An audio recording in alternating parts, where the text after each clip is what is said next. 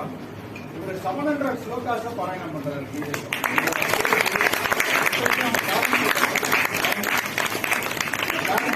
உங்க அறிமுகப்படுத்துறதுல சந்தோஷப்படுறோம். ஏன்னா உங்களோட ஊக்கமும் ஆக்கமும் இல்லாம குருவோட ஆசீர்வாதமும் இல்லாம அதனால உங்களுக்கு பயிற்றுவித்த குருவுக்கு எல்லாருமே என்ன இந்த குழந்தை 700 ஸ்லோகத்தை இங்க லாஸ்ட் இயர் காம்படிஷன் அந்த இடத்துல பல ஸ்கூல்ல இருந்து வந்திருக்காங்க. எல்லாருமே ஆச்சரியப்படுறாங்க எப்படி ஒரு ஸ்டூடெண்ட் 700 ஸ்லோகத்தை பாராயணம் பண்ண முடியும். அதனால் அதை பயிற்றுவித்த குருவுக்கும் தாய் தந்தையருக்கும் என்னோட பணிவான நமஸ்காரங்கள். அவளோட அப்பா இதான் ஒண்ணு தெரியும். இந்த 3 பேரோட பிளஸிங் இல்லாம கண்டிப்பா பகவானோட அருள் கிடைக்காது. இந்த குழந்தைக்கு பரிபூர்ணமா அந்த அருள் உண்டு.